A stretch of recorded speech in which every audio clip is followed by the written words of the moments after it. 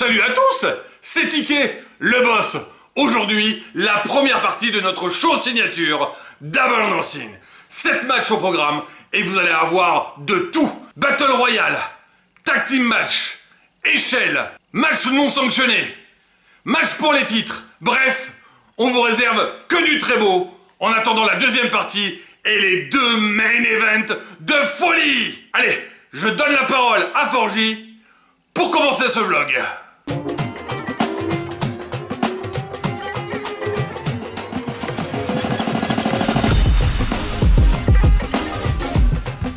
Bonjour à tous les bastonneurs et les bastonneuses, moi c'est Forgy, et le catch c'est ce dont on va parler. Et aujourd'hui, première partie de mon vlog sur AEW Double or Nothing. On va aborder tous les matchs qui ont lieu avant les 2 main events, afin de pouvoir prendre le temps de faire un point sur les différentes histoires de ce pay-per-view. Allez, sans plus attendre, c'est parti! Le premier match de la soirée est un Blackjack Battle Royale. Basiquement, les 21 participants commencent directement sur le ring, à quelques exceptions près qui tardent un petit peu à arriver, comme Swerve et Brian Cage. C'est chaotique, mais il y a eu un très bon travail de prod, puisque tous les spots sont bien visibles. Ils ont fait en sorte dans la mise en scène que les gros moments puissent être mis en avant, et donc puissent être suivis par le public. Commander prend encore plus de risques que d'habitude en allant sur la corde, puisque dans un Battle Royale, si jamais il passe par-dessus la troisième corde, il est éliminé. Là, comme il n'est pas encore rentré sur le ring, il le fait de façon safe. Ça reste toujours très fun de le voir faire ça. Et d'ailleurs, une première combo des Mexicains qui se liguent pour protéger les spots. Là, ils se sont mis autour de Bandido pour qu'il puisse faire son porté, qui va tenir d'ailleurs très longtemps.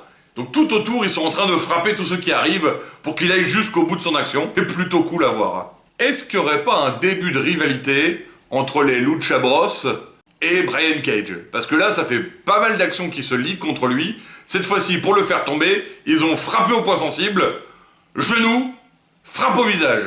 Effectivement, même sur un géant, c'est efficace. Les Mexicains se sont clairement ligués. Là, ils sont sur Juice Robinson, qu'ils ont mis à terre. Commander va essayer de lui porter un coup fatal en allant une nouvelle fois sur les cordes. Cette fois-ci, la différence, c'est qu'il est rentré sur le ring. Donc il s'avance sur les cordes. Arrive Jay, qui le pousse. Forcément, il a pris trop de risques. Commander, éliminé. Un Battle Royale, c'est l'occasion de mettre en avant les histoires qui sont actives sur le moment et de pouvoir les continuer. Par exemple, Jay White et Juice Robinson contre Ricky Starks, puisque Ricky Starks va réussir à les éliminer. Là, Keith Lee contre Swerve, dans un face-off qui promet une grosse baston. Et c'est d'ailleurs une fin de run pour Keith Lee, qui, quelques instants plus tard, a essayé de balancer Swerve du haut de la 3e corde, et s'est fait pousser par un autre membre de la Mogul Embassy, Brian Cage. Au revoir, Keith Lee. On t'aimait bien. Et comme souvent, très joli timing de Jay et Juice, qui s'écartent pile au moment où Penta est en train de faire sa charge, qui du coup frappe son frère. Ray est propulsé en dehors du ring. Penta a éliminé Ray. C'est triste. Je me demande s'il n'y a pas un début de rivalité entre le Bullet Club Gold et les Lucha Bros. Moi j'aimerais bien en tout cas. Et comme je le disais tout à l'heure, revanche de Ricky, Jay éliminé. On arrive au carré final. Big Bill, Swerve, Penta, wouhou, et Orange Cassidy, bien sûr, le tenant du titre. Ça aurait pas fait long feu, hein. Premier éliminé, Penta. Tristesse intense.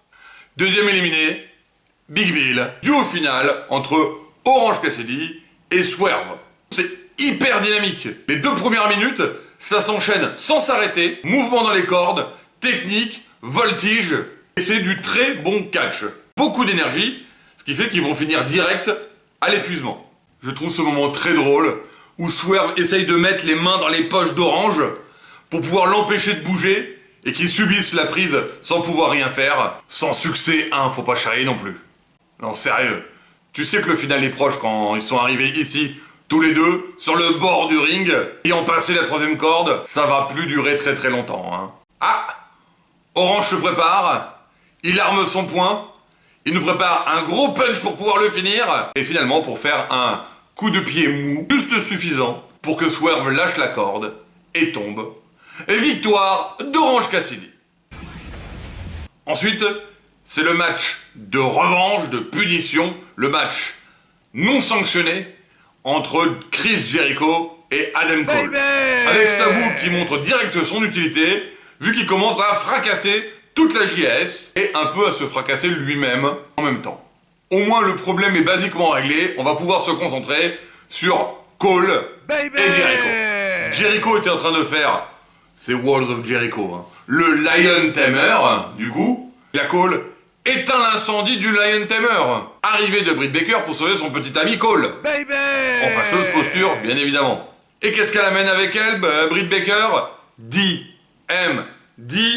Kendo Stick. Et n'imaginez pas que Saraya a eu le temps de venir faire le save. Non. À peine elle est arrivée, Britt l'a regardé et Kendo Stick.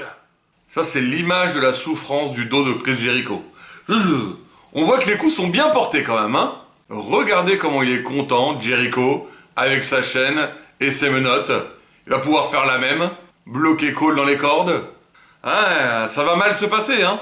Pour lui, à mon avis, cette fois-ci. Eh bien voilà, appelez-moi Irma le voyeur. Le voyant, Irma le voyant. Et boum. Oui, c'est le nom de la prise de Adam Cole, hein. Boum. Avec une chaîne entourée sur le genou. Je sais pas si c'est très puissant en vrai de se mettre une chaîne sur le genou, mais dans l'univers du catch, c'est hyper puissant. Et fin du match, victoire d'Adam Cole sur un KO technique. Ça c'est rare.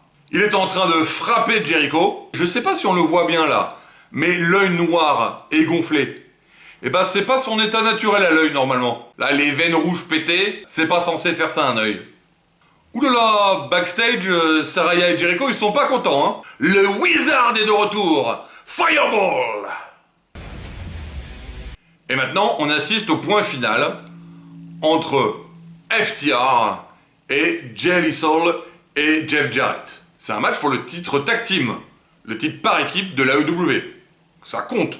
On a l'entrée de Mark Briscoe, toujours plein d'émotions parce que finalement tout ça tourne autour de Mark Briscoe, de l'héritage des Briscoe Brothers et de l'amour que va avoir Jay Lethal, qui est une grande figure de la ROH comme les Briscoe, et de FTR, qui ont été leur dernière grande compétition avec les 3 énormes matchs qu'ils ont eu à la ROH.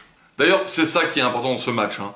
Je suis pas forcément hyper investi dans la rivalité FTR et Jeff Jarrett, Jay Lethal, mais ce côté hommage aux Briscoe, ça m'a touché. C'est ça qui va vraiment, moi, me permettre de suivre, et c'est ces moments-là qui va me prendre au trip sur ce match. Il n'y a pas à dire, hein.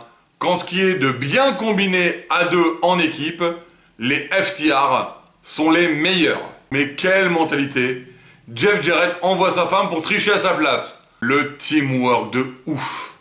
Et oui, Sonjay Dutt est intervenu une fois de trop à essayer de retenir Dark Sartwood qui allait remonter sur le ring. Sonjay Dutt, out! J'espère que tu aimes la musique, Marc, parce que là, tu en as pris plein les oreilles et plein la tête. Bah, qu'est-ce que c'est? Elle a cassé Aubry! Elle a cassé l'arbitre! Bon, allez, maintenant, ça suffit les conneries. Et c'est ce grand moment d'émotion de fin de match. Briscoe Forever! Ensuite, c'est le match entre Christian et Wardlow. Un match avec échelle. Ce qui est intéressant là-dedans, c'est que c'est pas vraiment un match échelle traditionnel. D'habitude, c'est plutôt des matchs pour high flyer, avec beaucoup d'acrobatie. On va plutôt être sur quelque chose de brutal, où les échelles vont vraiment servir d'armes, et on va avoir des démonstrations de force. Ce qui est illustré dès cette première attaque, où l'échelle est littéralement utilisée comme un bélier. Bon bah, faut prévenir Madame Wardlow, hein. Je crois qu'il n'y aura pas de bébé Wardlow cette année, hein. Ah, l'échelle. Une arme aux multiples saveurs. Alors là, c'est clair, si Christian a le vertige, eh ben tant pis pour lui. C'est ce moment con où t'es parti dans les airs, que tu vois ta cible qui s'est barrée, et que tu vois que tout ce qui reste, c'est l'échelle que tu vas te manger dans la gueule. Et là tu te dis, j'ai peut-être fait une connerie là, non? Mais qui est l'imbécile qui a laissé traîner son Luchasaurus comme ça? Il devait pas être à Jurassic Park, lui? Bon bah voilà, quand il n'y a plus aucune solution, envoyez le vieux, avec son dentier, sa mort sévère, hein. Il est un peu comme un vieux piranha, Arn Anderson. Regardez-moi l'état de ce pouce. Ah, il avait faim, le Arn Anderson, hein. Plus besoin de Jeff Hardy. On a Wardlow Hardy. Et plus beaucoup de Dino à la fin non plus. Pour reprendre ce que je dis souvent sur Brody King, hein. Destruction pour la victoire. Pour le match suivant, on a l'ancienne championne, maintenant membre des Outcasts, Toni Storm, qui va être opposée à la championne actuelle, Jamie Hayter, avec son thème électrisant. Enfin, si Jamie Hayter arrive sur le ring, parce que, a priori, elle est mal barrée, hein. Non mais c'est un match à handicap 3 contre 1 à qui il manque un bras. C'est un peu facile là, non? Bon bah, je crois qu'on a le concept là, hein. On a bien compris ce qui allait se passer. Je crois que le docteur Britt Baker, D.M.D., a un problème avec Saraya. Vous croyez pas, non? Alors, sérieusement, vous avez compris maintenant que le match ne serait pas clean? Ah, les aides des babyface. Une par une, et en plus en retard par rapport aux attaques des heels. C'est pas vraiment très efficace tout ça. Elle est très courageuse, Jamie Hayter. Le problème, c'est que c'est ce bras-là qui est défoncé, et que du coup, elle va douiller. Oui bah forcément, hein, ce qui devait arriver arriva. Storm, nouvelle championne, et c'est le début de l'ère des Outcasts, qui vont écraser, mener la division féminine pendant les prochaines semaines en tout cas.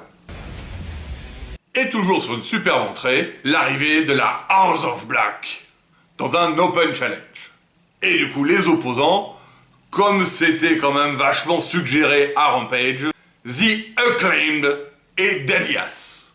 Scissor Me, Daddy Ass, qui après leur rap, où ils disent que c'est quand même un monde où dans la Maison du Noir, la House of Black, il n'y a pas un seul noir, effectivement, ils refusent de donner une règle spéciale, trouvant qu'ils n'en ont pas besoin. Et ça, c'était peut-être pas la meilleure des idées, hein. Refuser un avantage, c'est pas la meilleure des idées. Face-off entre Malakai et Bowens, en mode Scissor. Et Brody King est dans la place. Destruction. Bowen se prépare pour le célèbre saut Scissor Me Daddy, mais avec les jambes cette fois-ci. Roof, roof, roof, roof. On dirait pas à première vue comme ça, c'est très brutal, très énergique, mais en fait le match est aussi très technique. Bowen c'est un warrior. Ça fait plusieurs minutes qu'il enchaîne les membres de la House of Black. Il lâche rien le gars. Mais King est vraiment une brute. Cannonball, destruction, roof, roof, roof. Et le gros hot tag sur Daddy Ass, qui du coup ne se ménage pas, papy fait de la résistance. Non mais le mec a littéralement bu dans la fontaine de jouvence. Même Brody King lui fait pas peur. Fucking Daddy Ass. Non sérieusement, hein, son run est incroyable, il balaye toute la House of Black. Victoire de la House of Black, dans un match un peu showcase, mais palpitant. Bon, je reviens dessus, mais vous croyez pas que, au final, The Acclaimed aurait dû accepter cette règle spéciale? On assiste à de très jolies entrées de Taya Valkyrie, avec ses danseuses un peu particulières derrière elle, et de Jade Cargill, qui nous fait une magnifique chorégraphie. Je la connaissais pas danseuse comme ça, ça rendait très bien, très bon groove. C'est presque d'ailleurs le meilleur moment du match, ces entrées. Non, moi j'y ai cru, à Taya Valkyrie, je m'étais dit, voilà enfin un obstacle intéressant pour Jade Cargill, et c'était clairement pas son intérêt dans le match. Elle était là pour fatiguer Jade, et pour lui donner une impression de puissance, pour qu'elle se sente plus pissée, hein, et qu'elle ait gagné trop la confiance.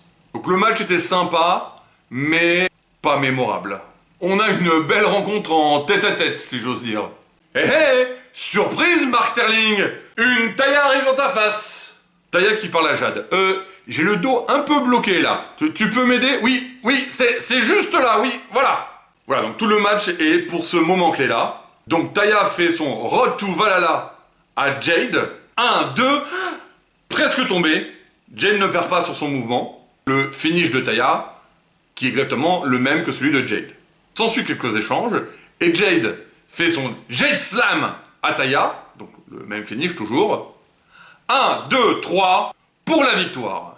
Clairement, Jade est meilleure que Taya. Et c'est ce qui va se passer après qui est important. Jade Cargill a pris la confiance, elle est à 60 victoires à 0, toujours championne, Elle a pas l'air trop fatiguée, ou elle se croit pas trop fatiguée. On est à Double or Nothing, elle a envie de montrer plus son talent, donc elle ouvre un Open Challenge. Qui veut peut venir l'affronter. Et c'est là une des grosses surprises du show. Le retour de Chris Statlander, après presque un an d'absence, qui du coup accepte le challenge. Et on est parti pour un match impromptu, rapide, mais pas tant que ça. On a le temps de voir des échanges, mais ça reste un match sympathique pour la victoire de Chris Statlander, qui est la nouvelle championne TBS. Et ça, c'est très intéressant. Chris Statlander est pour moi une des meilleures catcheuses du roster de l'AEW. J'ai hâte de voir ce que ça va donner dans les prochaines semaines.